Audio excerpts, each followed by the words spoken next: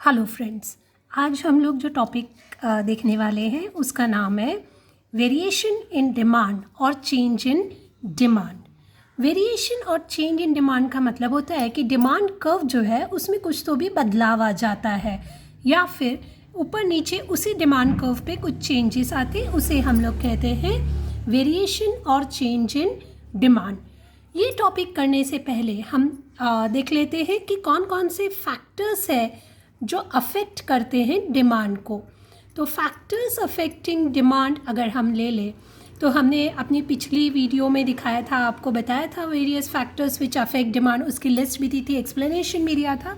अगर आपको उसकी लिंक चाहिए होगी तो आई बटन ऊपर का दबा दीजिए, आपको उसकी लिंक मिल जाएगी। यहाँ पे वही फैक्टर्स जो है उसको मैंने दो पार्ट में अलग अलग बाइफिकेट कर दिया है। एक और है प्राइस जो बहुत ज़्यादा अहमियत रखता है, और उसके दूसरे पार्ट में आते हैं हमारे दूसरे फैक्टर्स जो अफेक्ट करते हैं डिमांड को, जैसे कि हम ले सकते हैं इनकम या फिर price of substitute goods. Substitute goods का मतलब भी हमने बताया था आपको कि सब्स्टिट्यूट वो गुड्स होती है जो एक की जगह पे दूसरा हम यूज़ कर सकते हैं। Price of complementary goods, complementary goods का मतलब वो गुड्स जो हम एक के साथ ही दूसरे को यूज़ कर सकते हैं।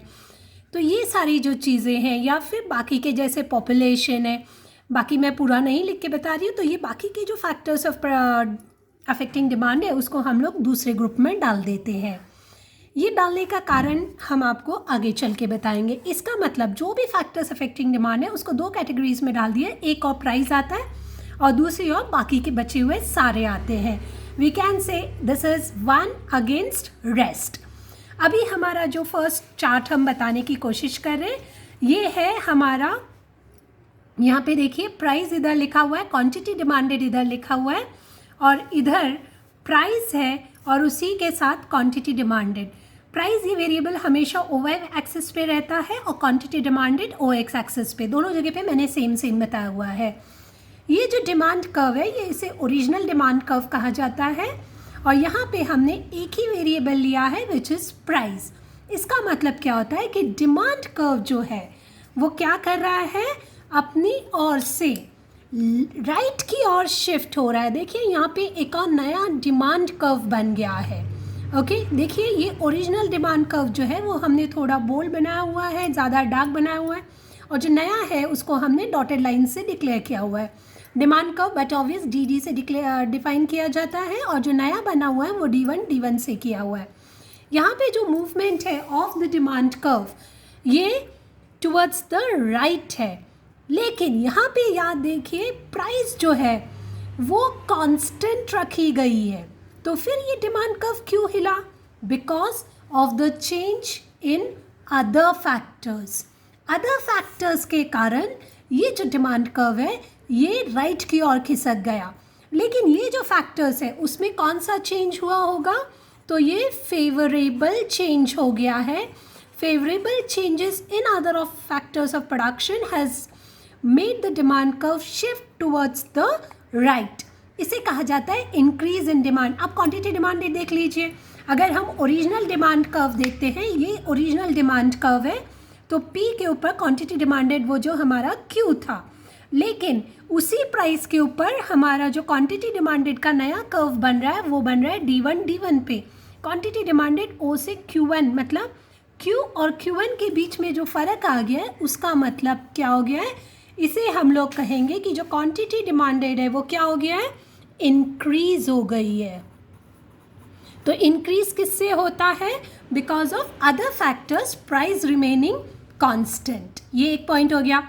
The shift in the demand curve towards the right because of the other factors, price remaining constant, is called as increase in demand. A new demand curve is formed. Similarly, जब हम इधर आते हैं, यहाँ पे देखिए ये हमारा ओरिजिनल डिमांड कर्व था, हाँ, और इस डिमांड कर्व पे क्वांटिटी डिमांडेड जो थी वो थी Q, प्राइस था P, लेकिन यहाँ पे क्या हो गया, अनफेवरेबल जो चेंजेस है, this is because of unfavourable changes in other factors, price remaining constant. Price उसको अफेक्ट नहीं कर रही है। प्राइस देखिए कांस्टेंट है, प्राइस में चेंज नहीं हो रहा है।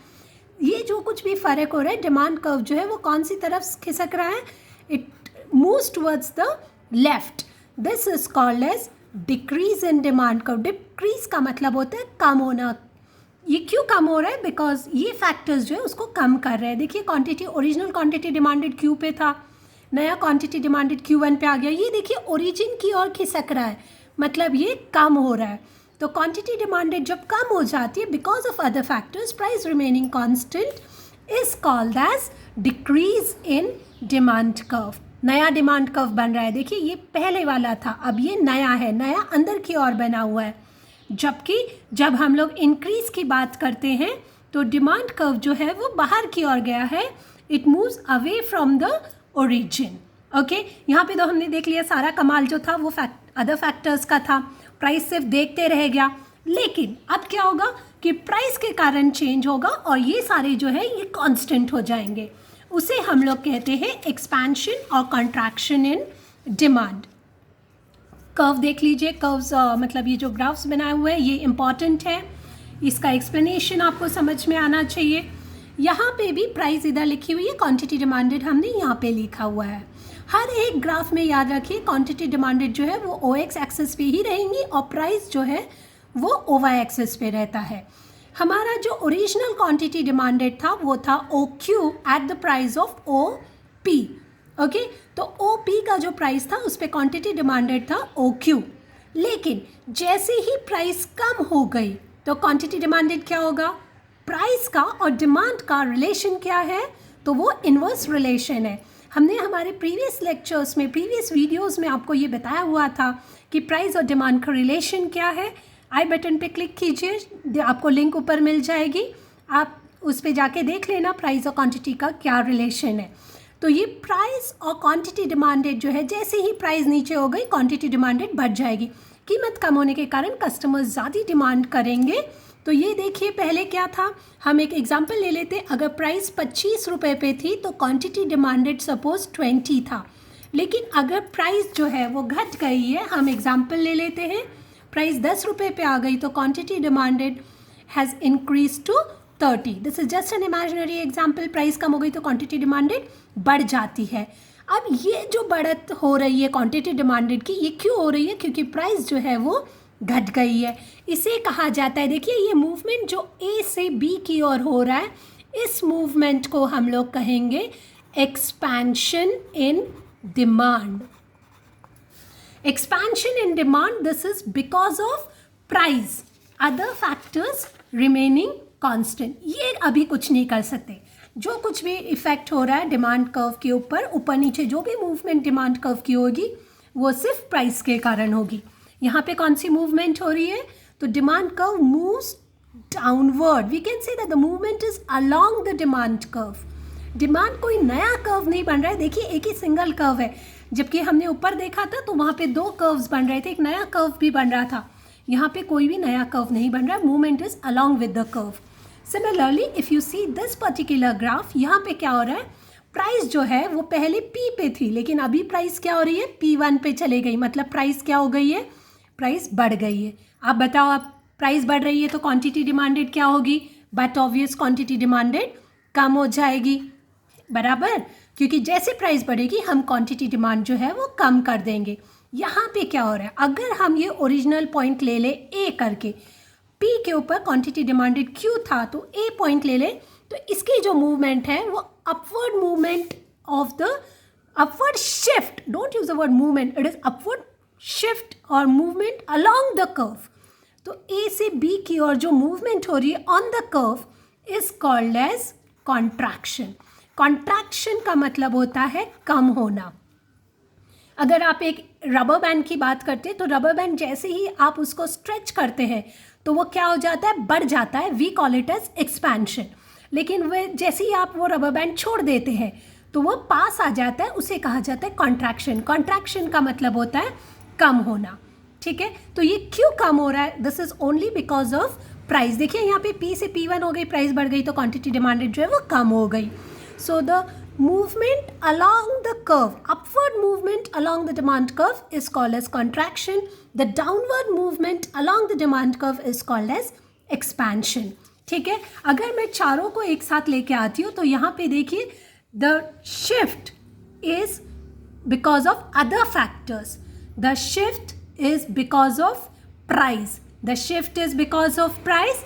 The shift is because of other factors. ये जो दो शिफ्ट्स है ये अदर फैक्टर्स के कारण होते हैं, जबकि ये जो दो शिफ्ट्स है ये बिकॉज ऑफ प्राइस हो रहे हैं. यहाँ पे अगर हम देखें तो प्राइस कांस्टेंट है, देखिए एक ही पी है. यहाँ पे अगर हम बात करें तो यहाँ पे अदर फैक्टर्स जो है वो कांस्टेंट है. New demand curves are form, no new demand curve is form. There is movement of the curve.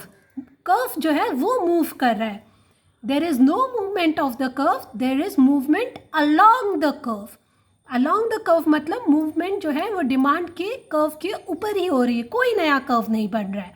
तो इसी के साथ अगर हम देख लें तो ये जो इंक्रीज और डिक्रीज है इसे हम लोग कह सकते हैं चेंज इन डिमांड. और ये जो एक्सपेंशन और कॉन्ट्रैक्शन है इसे हम कह सकते हैं वेरिएशन इन डिमांड. ओके, तो ये दो कंसेप्ट्स जो हैं वो बहुत ज़्यादा इम्पॉर्टेंट है. ये यूजुअली डिस्टिंग्विश बिटवीन के बीच में आ सकता है या फिर फिल इन द ब्लैंक्स जो ऑब्जेक्टिव्स है उसमें ये क्वेश्चंस पूछ सकते हैं. अगर आपकी कंसेप्ट क्लियर है तो आपको इसके ऊपर का कोई भी क्वेश्चन आ जाए, you can easily attempt it. I hope this particular lecture is clear with you. See you till then, bye.